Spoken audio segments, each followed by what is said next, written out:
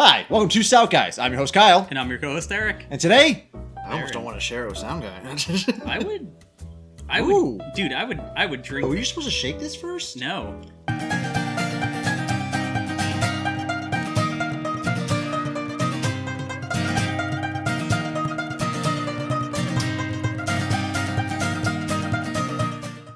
Eric's kicking us off. I am. So today, for you, we have Modist Brewing Company. They are out of Minneapolis, Minnesota, established in 2016. So they use traditional brewing.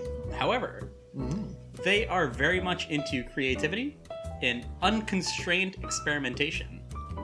So, today, this is Half Believing Gravity. It is a tangerine, pink guava, fruited Berliner. Berliner? Berlin, Germany, Berliner. Makes sense, Berliner. right? Yeah. So let's do it. I feel like all of my cracks are just thumb.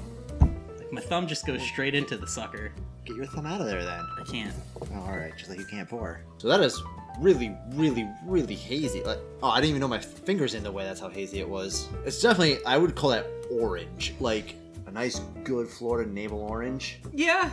Yeah, I'm with you on that. It's hazy. That is the first time I've ever smelled anything like that.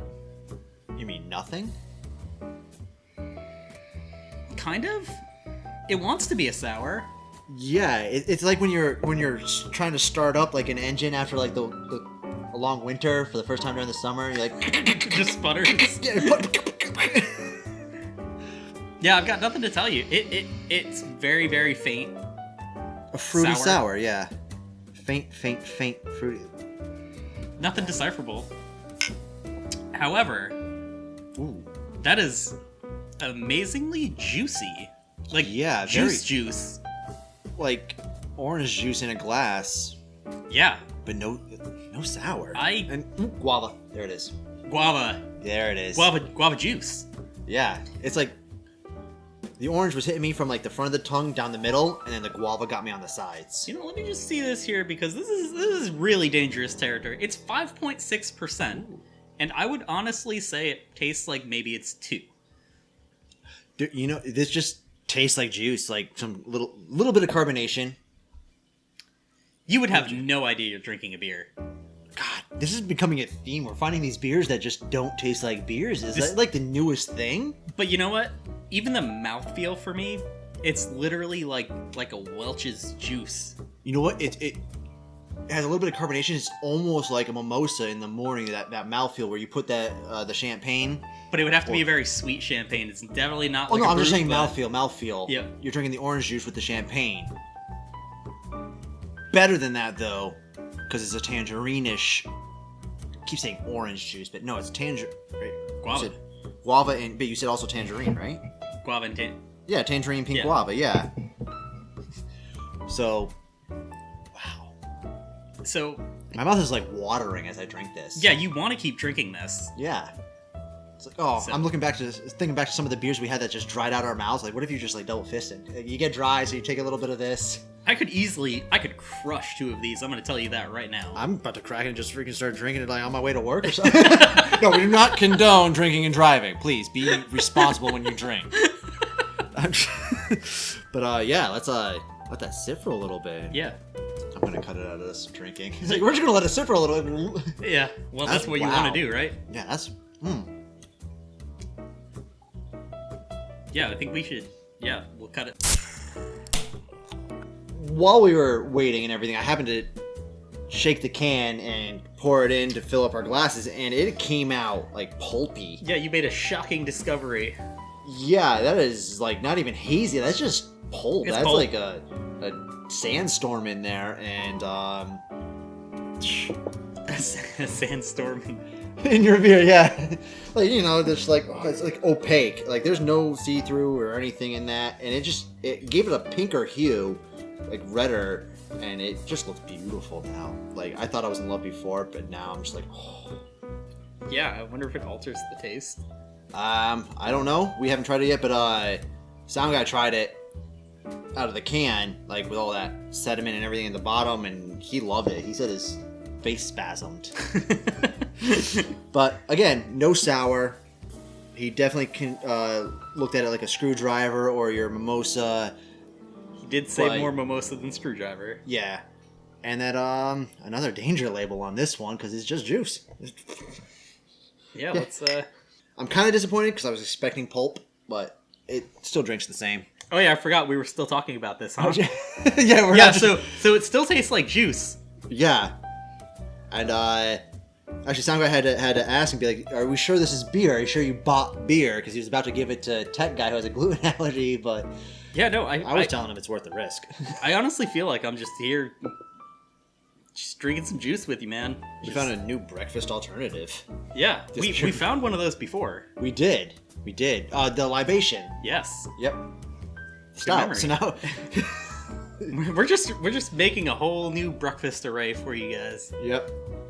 Because drinking should be okay in the morning, right? Yeah, especially when you work third shift. You get out of work, you need to drink because you're out of work right before you go to bed. No different than anyone with a day job.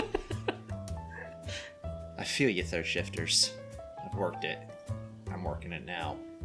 I'm sorry. So please like and subscribe so I don't have to work third shift anymore and this can start making us money. Ooh, I think I got a little bit of sour there. But it might just be the tangerine. That might be the way to do it. Big gulps. You know what? Although, you did the same thing I did, I feel like my mouth is a little more dry. No. Mine was like too wet. Yeah, I'm like salivating with this beer. I just want to keep drinking it. Yeah. Maybe we should just not do a second beer and just keep drinking these. Oh, no. This beer has a special place in my heart. Okay. All right. So now we're going to go to the beer that's near and dear to my heart. Only because of where it comes from. It's called Dragon Stout. Comes out of Jamaica. Stout from Jamaica. Yeah, you confused the hell out of me because you shot me a text of that picture and you were like, "Can you guess where this came from?" And I'm like, "Oh, okay, it's going to be Wales, Scotland, England, Germany, maybe even Romania, Vlad the Impaler, I don't know. Something that utilized the dragon on a flag?" Yeah. No. Jamaica. Like, it confused the hell out of me, and I just learned today, as I went to go look it up and everything where it's from, it's brewed and bottled by Red Stripe. Hooray beer, but I didn't know Red Stripe... Yeah, I didn't know Red Stripe did anything other than Red Stripe beer. I thought that was their main gimmick. But, so Red Stripe got their start back in 1918. There are some two dudes... Been around that long? What? They've been around that long? Yeah. Over 100 years now, right? Yeah, 1918 to 2021. Yeah. Yeah. Over 100 years now, and I'm kind of sad I missed their 100-year anniversary. I wonder if they did anything. Do you guys know? Well, here's the thing. They were known as something else, and I'd have to look it up right now. Hargreaves Geddes and Eugene Desnos formed the Desnos and Geddes Company Limited. And that set the stage back in 1918. So in 1928, the first Red Stripe branded beer was brewed and became a milestone in Jamaican history. So 1928, maybe that's going to be the 100-year anniversary. Yeah, so it's coming up. 7 years. We got some time. Yeah, we got 7 years to do this. And the rest is history with that, but there's only one thing to do now. Now that you know the histories and how we're looking forward to. You know, when I was looking up Jamaican beers, that had a nice little hiss. Well, nice. You know what? It did. All right. I'm glad we did it anyways. But it had a little psst. Yeah. Like a dragon hiss. That's what you'd want. Now, when I say Dragon Stout, I'm thinking it's going to be like spicy hot. Jamaican beef patties, spicy hot. You know, I don't know. So I will say, I did look up a list of Jamaican beers. Mm-hmm. And the only thing that I saw was Red Stripe and Jamaican stouts. Really? So Jamaica's into the stout game, so we're gonna have to take a trip. I've got some expectations here. All right. I should say, it comes in at 7.5%, which is actually one of the better stouts we've had in a while. It's black. No, it's black. Not a lot of head, and the head that is there is kind of tannish. No bubbles, so that's probably it's probably indicative of a traditional stout. No matter how you slice it, this bottle has the most obscure size ever. It's a 9.6 fluid ounce, 284 milliliter bottle. Yeah. honestly, the bottles would come my eye the first time, and then this big red dragon. Then I looked underneath where it came from because I was in the import section, and it said Jamaica, and I was just like, what? But, see how Jamaica does stouts. The nose has a slight stoutness to it. It's not like overbearing. It's not like up in your nostril stout. It smells nutty. Yeah.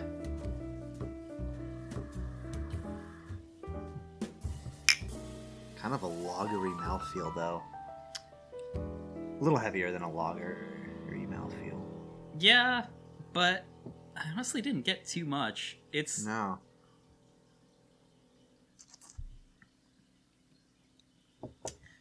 Okay, so the flavor builds. Mm-hmm. It does have nothing more, nothing less than a traditional stout flavor profile. So you're getting that malt. I guess if you really, really dig, you can get a little bit of coffee. I was getting more of a nutty profile, like a hazelnut. Yeah, but you probably get that a little bit more with your nose because that's the primary aroma.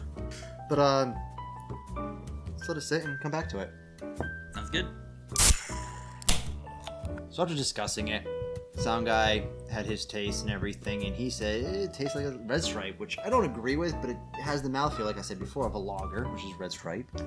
It does clock in at 7.5%, and in our opinion, that is a traditional stout, a higher APV than normal. And I give it props for that. It pushed that APV limit. It did. But at the same time, it doesn't have a really great mouthfeel that you get from other stouts. It's below a Guinness, but above some other stouts we've had on the show. I don't know. I'm just gonna keep drinking it. Oh, yeah, let's try it again. Oh, I found the trick to this one. You take a big gulp. You don't bring the tongue up and down. You create a suction and keep it all at the top of the roof of your mouth. And you get a little bit of fucking bitterness, which I was missing in the first couple sips. You do, but I don't know who's just gonna gulp and let it sit there. True. So, touche. So, I know it's touche. I'm gonna leave it. You know what? I'm gonna go ahead and say that I wouldn't order this. Here's the thing, though. If you're in Jamaica and it's there at the bar, and it's the only stout there, I'll probably order it. I'd order it over a Red Stripe. You know what, though? If I'm in Jamaica, I'm probably gonna go with a couple mixed drinks. I might not be looking for beer at that point. You guys didn't throw anything new at me. But it's not the worst we've ever had. It is not. It is not. I'm going to give it the props it deserves. Mediocre. Above mediocre. With that said, you can find us on Facebook, Twitter, and Instagram. We post some social shorts there every once in a while that you don't see on this on the channel here.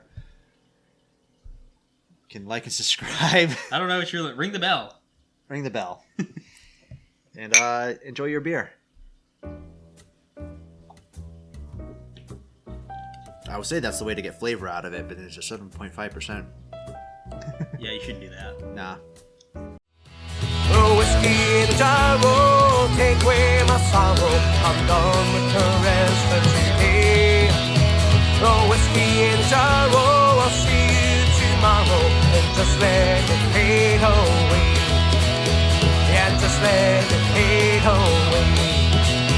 Yeah, just let it fade away.